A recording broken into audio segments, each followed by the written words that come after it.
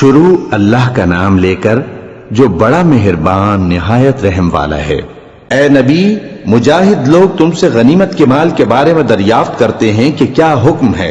کہہ دو کہ غنیمت اللہ اور اس کے رسول کا مال ہے، تو اللہ سے ڈرو اور آپس میں صلح رکھو، اور اگر ایمان رکھتے ہو تو اللہ اور اس کے رسول کے حکم پر چلو۔ مومن تو وہ ہیں کہ جب اللہ کا ذکر کیا جاتا ہے تو ان کے دل ڈر جاتے ہیں، اور جب انہیں اس کی آیتیں پڑھ کر سنائی جاتی ہیں تو ان کا ایمان اور بڑھ جاتا ہے، اور وہ اپنے پروردگار پر بھروسہ رکھتے ہیں، اور وہ جو نماز قائم کرتے ہیں اور جو مال ہم نے ان کو دیا ہے اس میں سے نیک کاموں میں خرچ کرتے ہیں، یہی سچے مومن ہیں، اور ان کے لیے ان کے پروردگار کے ہاں بڑے بڑے درجے ہیں اور بخشش اور عزت کی روزی ہے۔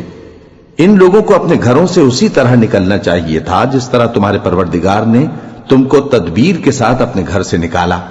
اور اس وقت مومنوں کی ایک جماعت ناخوش تھی، وہ لوگ حق بات میں اس کے ظاہر ہونے کے بعد تم سے جھگڑنے لگے، گویا موت کی طرف ہانکے جاتے ہیں اور اسے دیکھ رہے ہیں۔ اور اس وقت کو یاد کرو جب اللہ تم سے وعدہ کرتا تھا کہ ابو سفیان اور ابو جہل کے 2 گروہوں میں سے ایک گروہ تمہارے لیے مغلوب ہو جائے گا، اور تم چاہتے تھے کہ جو قافلہ بے شان و شوکت یعنی بے ہتھیار ہے وہ تمہارے ہاتھ آ جائے، اور اللہ چاہتا تھا کہ اپنے فرمان سے حق کو قائم رکھے اور کافروں کی جڑ کاٹ دے، تاکہ سچ کو سچ اور جھوٹ کو جھوٹ کر دے، گو مشرک ناخوش ہی ہوں۔ جب تم لوگ اپنے پروردگار سے فریاد کرتے تھے تو اس نے تمہاری دعا قبول کر لی اور فرمایا کہ تسلی رکھو، ہم 1000 فرشتوں سے جو ایک دوسرے کے پیچھے آتے جائیں گے تمہاری مدد کریں گے۔ اور اس مدد کو اللہ نے محض بشارت بنایا تھا کہ تمہارے دل اس سے اطمینان حاصل کرے، اور مدد تو اللہ ہی کی طرف سے ہے، بے شک اللہ غالب ہے، حکمت والا ہے۔ جب اس نے تمہاری تسکین کے لیے اپنی طرف سے تمہیں نیند کی چادر اڑھا دی اور تم پر آسمان سے پانی برسا دیا تاکہ تم کو اس سے نہلا کر پاک کر دے اور شیطانی نجاست کو تم سے دور کر دے، اور اس لیے بھی کہ تمہارے دلوں کو مضبوط کر دے اور اس سے تمہارے پاؤں جمائے رکھے۔ جب تمہارا پروردگار فرشتوں کو ارشاد فرماتا تھا کہ میں تمہارے ساتھ ہوں، تم مومنوں کو تسلی دو کہ ثابت قدم رہیں،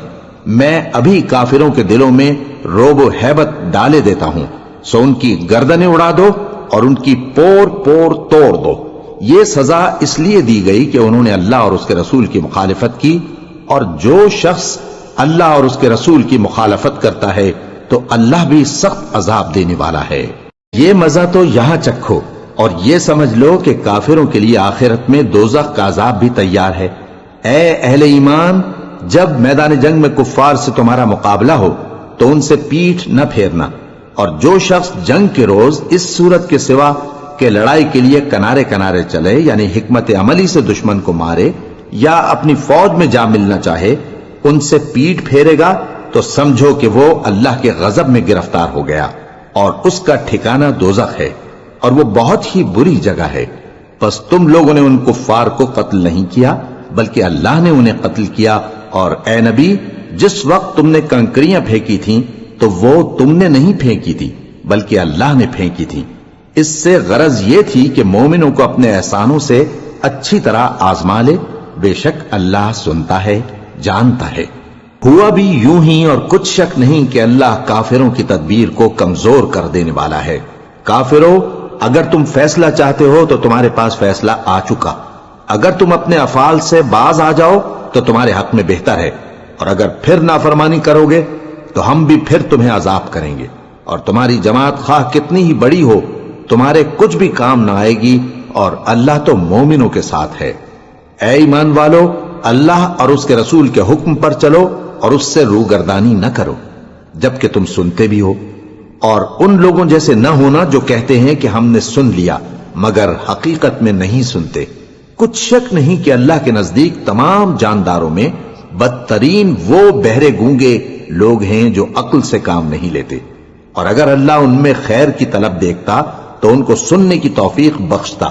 اور اگر یوں ہی انہیں سنوا دیتا تو وہ منہ پھیر کر بھاگ جاتے۔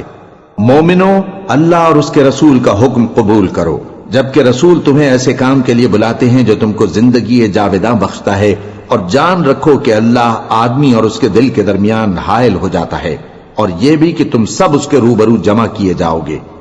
اور اس فتنے سے ڈرو جو خصوصیت کے ساتھ انہی لوگوں پر واقع نہ ہوگا جو تم میں گناہگار ہیں، اور جان رکھو کہ اللہ سخت عذاب دینے والا ہے۔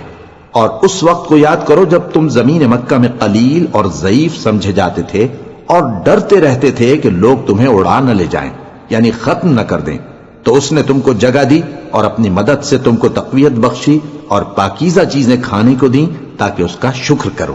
اے ایمان والو، نہ تو اللہ اور رسول سے خیانت کرو اور نہ اپنی امانتوں میں خیانت کرو، اور تم ان باتوں کو جانتے ہو، اور جان رکھو کہ تمہارا مال اور اولاد بڑی آزمائش ہے، اور یہ کہ اللہ کے پاس نیکیوں کا بڑا ثواب ہے۔ مومنو، اگر تم اللہ سے ڈرو گے تو وہ تمہارے لیے حق و باطل کا فرق ظاہر کر دے گا اور تمہارے گناہ مٹا دے گا اور تمہیں بخش دے گا، اور اللہ بڑے فضل والا ہے۔ اور اس وقت کو یاد کرو جب کافر لوگ تمہارے بارے میں چال چل رہے تھے کہ تم کو قید کر دیں یا جان سے مار دیں یا وطن سے نکال دیں، تو ادھر تو وہ چال چل رہے تھے اور ادھر اللہ تدبیر کر رہا تھا، اور اللہ بہترین تدبیر کرنے والا ہے۔ اور جب ان کو ہماری آیتیں پڑھ کر سنائی جاتی ہیں تو کہتے ہیں یہ کلام ہم نے سن لیا ہے، اگر ہم چاہیں تو اسی طرح کا کلام ہم بھی کہہ دیں، اور یہ ہے ہی کیا، صرف اگلے لوگوں کی حکایتیں ہیں۔ اور جب انہوں نے کہا کہ اے اللہ، اگر یہ قرآن تیری طرف سے برحق ہے تو ہم پر آسمان سے پتھر برسا یا کوئی اور تکلیف دینے والا عذاب بھیج دے، اور اللہ ایسا نہ تھا کہ جب تک اے پیغمبر تم ان میں تھے انہیں عذاب دیتا، اور نہ ایسا ہے کہ وہ تو بخشش مانگیں اور اللہ انہیں عذاب دے۔ اور اب ان کے لیے کون سی وجہ ہے کہ وہ انہیں عذاب نہ دے، جبکہ وہ مسجد حرام میں نماز پڑھنے سے روکتے ہیں، جبکہ وہ اس مسجد کے متولی بھی نہیں ہیں۔ اس کے متولی تو صرف پرہیزگار ہیں، لیکن ان میں کے اکثر نہیں جانتے۔ اور ان لوگوں کی نماز خانہ کعبہ کے پاس سیٹیاں اور تالیاں بجانے کے سوا کچھ نہ تھی، تو تم جو کفر کرتے تھے اب اس کے بدلے عذاب کا مزہ چکھو۔ جو لوگ کافر ہیں اپنا مال خرچ کرتے ہیں کہ لوگوں کو اللہ کے رستے سے روکیں، سو ابھی اور خرچ کریں گے، مگر آخر وہ خرچ کرنا ان کے لیے موجب افسوس ہوگا، اور وہ مغلوب ہو جائیں گے، اور کافر لوگ دوزخ کی طرف ہانکے جائیں گے تاکہ اللہ پاک سے ناپاک کو الگ کر دے اور ناپاک کو ایک دوسرے پر رکھ کر ایک ڈھیر بنا دے، پھر اس کو دوزخ میں ڈال دے۔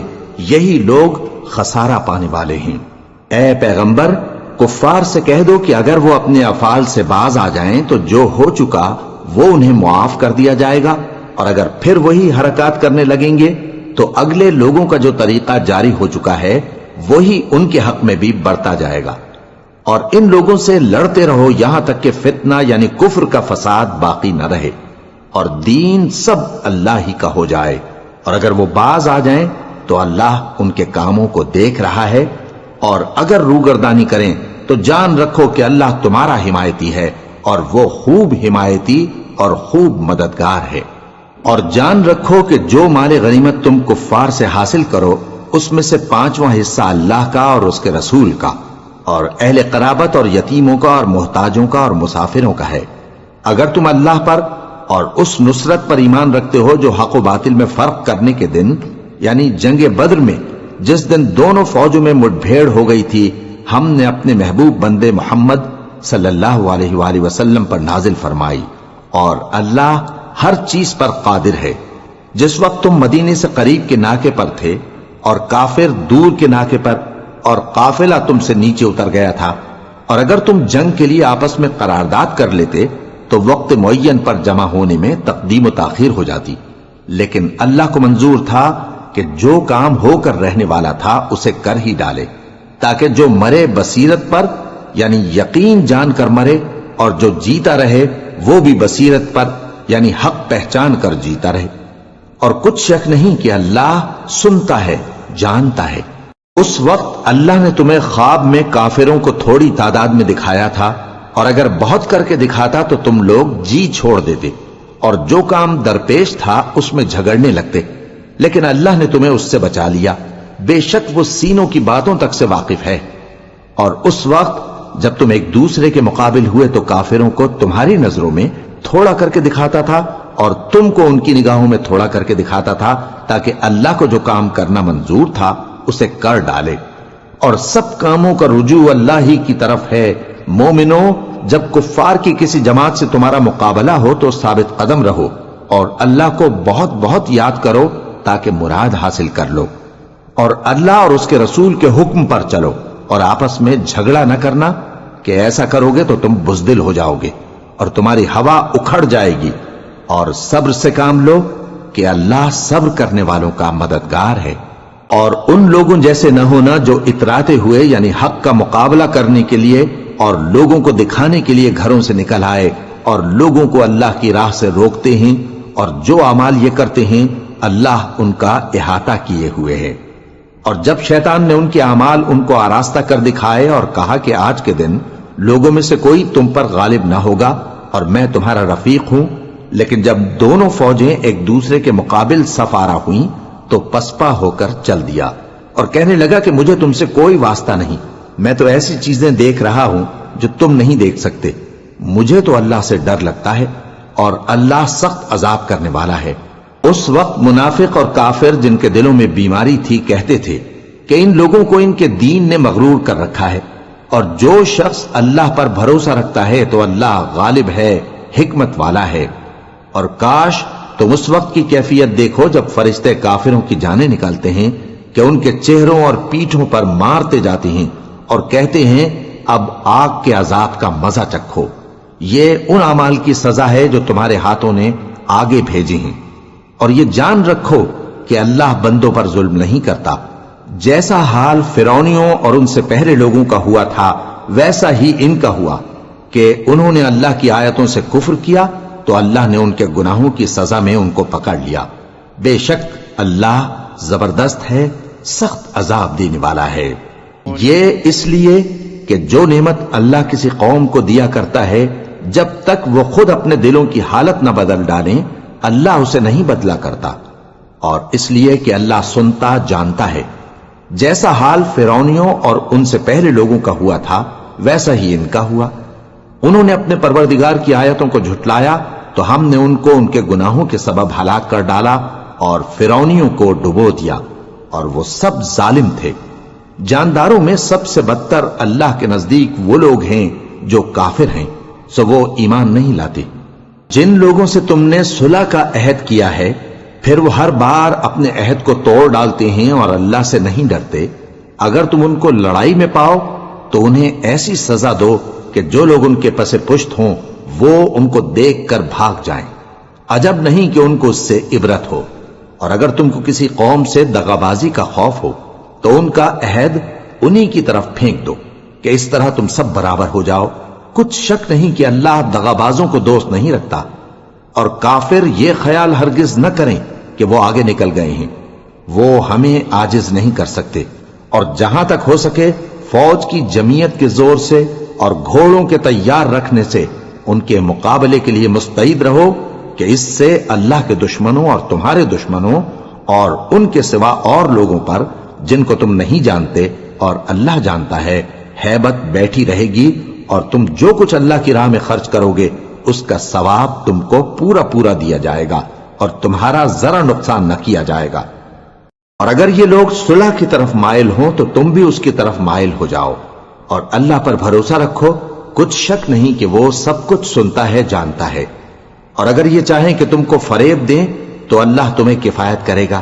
وہی تو ہے جس نے تم کو اپنی مدد سے اور مسلمانوں کی جمعیت سے تقویت بخشی اور ان کے دلوں میں الفت پیدا کر دی، اور اگر تم دنیا بھر کی دولت خرچ کرتے تب بھی ان کے دلوں میں الفت پیدا نہ کر سکتے، مگر اللہ ہی نے ان میں الفت ڈال دی، بے شک وہ زبردست ہے، حکمت والا ہے۔ اے نبی، اللہ تم کو اور مومنوں کو جو تمہارے پیرو ہیں کافی ہے۔ اے نبی، مسلمانوں کو جہاد کی ترغیب دو، اگر تم میں 20 آدمی ثابت قدم رہنے والے ہوں گے تو 200 کافروں پر غالب رہیں گے، اور اگر 100 ایسے ہوں گے تو 1000 پر غالب رہیں گے، اس لیے کہ کافر ایسے لوگ ہیں کہ کچھ بھی سمجھ نہیں رکھتے۔ اب اللہ نے تم پر سے بوجھ ہلکا کر دیا اور معلوم کر لیا کہ ابھی تم میں کسی قدر کمزوری ہے، پس اگر تم میں 100 ثابت قدم رہنے والے ہوں گے تو وہ 200 پر غالب رہیں گے، اور اگر 1000 ہوں گے تو اللہ کے حکم سے 2000 پر غالب رہیں گے، اور اللہ ثابت قدم رہنے والوں کا مددگار ہے۔ پیغمبر کو شایع نہیں کہ اس کے قبضے میں قیدی رہیں جب تک کافروں کو قتل کر کے زمین میں کثرت سے خون نہ بہا دے۔ تم لوگ دنیا کے مال کے طالب ہو اور اللہ آخرت کی بھلائی چاہتا ہے، اور اللہ غالب ہے، حکمت والا ہے۔ اگر اللہ کا حکم پہلے نہ ہو چکا ہوتا تو جو فدیہ تم نے لیا ہے اس کے بدلے تم پر بڑا عذاب نازل ہوتا۔ اب جو مال غنیمت تمہیں ملا ہے اسے کھاؤ کہ وہ تمہارے لیے حلال طیب ہے، اور اللہ سے ڈرتے رہو، بے شک اللہ بخشنے والا ہے، مہربان ہے۔ اے پیغمبر، جو قیدی تمہارے قبضے میں یعنی گرفتار ہیں ان سے کہہ دو کہ اگر اللہ تمہارے دلوں میں نیکی معلوم کرے گا تو جو مال تم سے چھن گیا ہے اس سے بہتر تمہیں عنایت فرمائے گا اور تمہارے گناہ بھی معاف کر دے گا، اور اللہ بخشنے والا ہے، مہربان ہے۔ اور اگر یہ لوگ تم سے دغا کرنا چاہیں گے تو یہ پہلے ہی اللہ سے دغا کر چکے ہیں،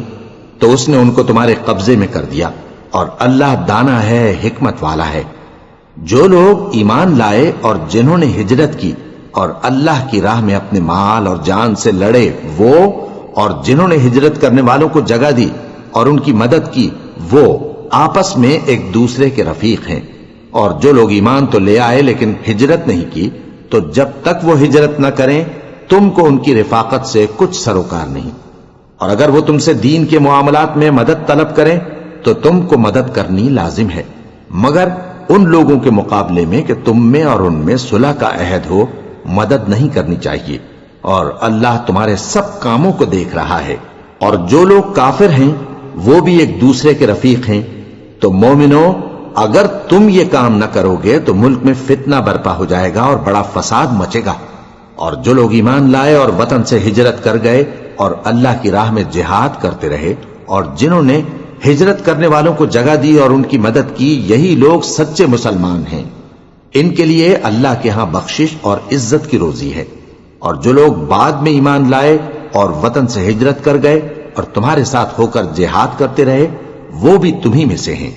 اور رشتہ دار اللہ کے حکم کی روح سے ایک دوسرے کے زیادہ حقدار ہیں، کچھ شک نہیں کہ اللہ ہر چیز سے واقف ہے۔